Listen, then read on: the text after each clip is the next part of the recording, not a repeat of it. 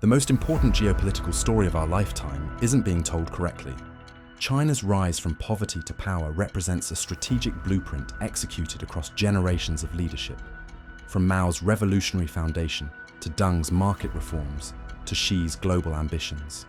Picture this: a nation where millions once starved, now building the world's most advanced cities. I've spent the last year analyzing thousands of Chinese government documents, interviewing former officials, and connecting patterns that reveal how China is positioning to become the world's leading superpower. The evidence suggests something much more calculated than most Western analysts understand. What sacrifices and hidden costs lurk beneath this remarkable transformation?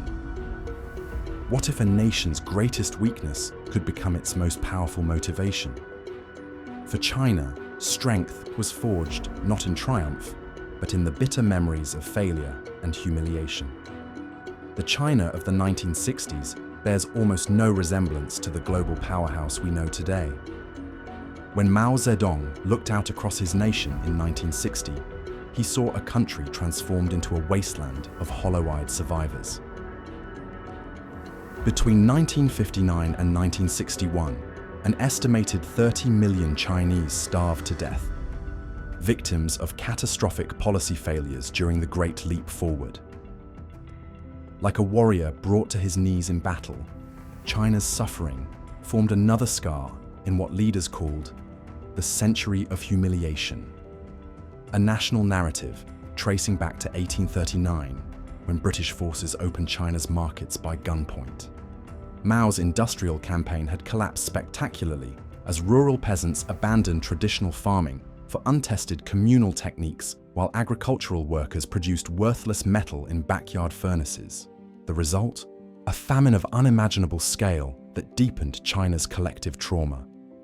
This suffering represented a continuation of China's perceived weakness against foreign powers. Even as citizens collapsed from hunger in village squares, Mao maintained his singular vision: China would never again be vulnerable. This explains one of the period's striking contradictions. While famine ravaged the countryside, precious resources flowed toward developing nuclear weapons. In 1964, China's first atomic bomb test signaled that despite economic catastrophe, strategic ambitions remained paramount. Behind palace walls, Chinese leadership studied the trajectories of other powers with methodical precision. They analyzed Japan's Meiji Restoration transformation from feudal society to industrial power. They examined Soviet industrialization while noting the ideological rigidity that would later contribute to its downfall. What distinguished China's Communist Party was its remarkable capacity for adaptation. Unlike Soviet leaders wedded to ideological purity, Chinese leadership demonstrated willingness to modify approaches when confronted with failure. This pragmatic flexibility would become the defining characteristic of China's development strategy in the decades ahead. As Mao's health deteriorated in the mid-1970s, profound questions emerged about this broken nation's future. China stood at a crossroads with its economy in shambles, international standing diminished, and people exhausted by decades of campaigns and hardship. When Mao died in September 1976, China embodied contradiction. Nuclear-armed, yet unable to feed its population, claiming revolutionary leadership while isolated from much of the communist world, denouncing capitalism while mired in poverty. The transformation that followed required Chinese leadership to perform a remarkable psychological reframing, turning bitter lessons of national humiliation into motivation for future greatness. By understanding their weaknesses and studying other rising powers, China's leaders developed a multi-generational blueprint for national restoration. The blueprint for restoration required something unthinkable, embracing the very system China had fought against. When Deng Xiaoping visited thriving capitalist nations in Asia, he didn't see the enemy. He saw a tool waiting to be weaponized against its creators. Deng's ascension to power marked a strategic inflection point. After surviving Mao's political purges twice, he developed a pragmatism that would redefine China's trajectory. His 1978 visit to Singapore proved transformative. There, he witnessed ethnic Chinese thriving under free market principles while maintaining strict political control, a combination that instantly resonated with him. "It doesn't matter if the cat is black or white, as long as it catches mice," Deng declared, breaking with decades of communist orthodoxy. This philosophical pivot represented a fundamental departure from ideological purity toward practical results. Capitalism transformed from enemy to instrument, something China could dismantle, study, and repurpose for its benefit. The experiment began in Shenzhen, a fishing village positioned strategically across from Hong Kong. This calculated selection created a controlled laboratory for economic reform. If the experiment failed, it could be contained. If it succeeded, it could be replicated. The risk was enormous. Introducing market elements into a communist system had never been attempted at scale. Shenzhen became one of several special economic zones where foreign investment flowed and private enterprise flourished. These zones functioned as capitalism in quarantine, allowing the party to observe its effects while maintaining political control. Instead of rejecting foreign influence, China selectively invited it, entirely on its own terms. This experimental approach defined Deng's governance. Successful innovations expanded to other regions. Failed ones were abandoned. This adaptability contrasted sharply with the rigid ideological framework of the Mao era. The party learned to evolve without surrendering control. China strategically leveraged Western eagerness to access its massive market. Foreign companies seeking to sell to over 1 billion consumers transferred technology as a condition of entry. This calculated acquisition compressed decades of development into years. While Western executives focused on quarterly profits, Chinese leaders played a multi-decade game. Every joint venture became a learning opportunity, every foreign factory a training ground.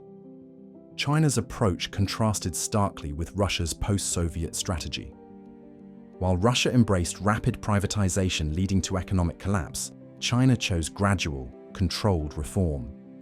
Russians endured chaos in the 1990s, while China maintained stability while building economic strength.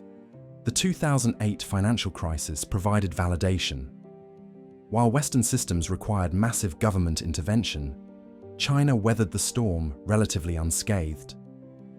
For party officials, this demonstrated the superiority of their hybrid system, combining state control with market mechanisms over capitalism's boom and bust cycles. The financial crisis of 2008 marked a pivotal moment in China's evolution. As Western economies crumbled, Beijing seized an unprecedented opportunity to expand its influence. This economic upheaval created the perfect conditions for a new leader who would abandon decades of cautious diplomacy for something far more assertive. When Xi Jinping rose to power in 2012, he brought with him a vision dramatically different from his predecessors. Where Deng had advised China to hide your strength and bide your time, Xi made it clear. The waiting was over. Like a dragon awakening from centuries of slumber, China would now unapologetically pursue its interests on the world stage, challenging the Western-dominated order that had prevailed since World War II. This new assertiveness manifested most dramatically in the Belt and Road Initiative, a $1 trillion infrastructure project spanning 4 continents that dwarfs the Marshall Plan in both scope and ambition. The BRI represents China's strategy to create networks of economic dependency. By financing and building critical infrastructure across Africa, Latin America, and parts of Europe, China secured not just resources, but political influence in regions where Western attention had waned. What makes these investments strategically brilliant is their dual purpose. Consider Africa, where Chinese-built ports, railways, and digital networks serve both commercial and potential military applications. While Western nations debated intervention strategies, China quietly became the continent's largest trading partner and creditor, gaining access to critical resources while establishing political leverage through debt. But China's challenge to Western dominance extends beyond physical infrastructure. The nation has transformed from technology imitator to innovator with remarkable speed. Chinese advances in artificial intelligence, quantum computing, and green energy technology position China to dominate industries that will define power in the coming decades. This technological leap forward represents the third phase of China's long-term strategy. First economic growth, then global infrastructure, now technological dominance. Each builds upon the previous, creating a comprehensive approach to power accumulation.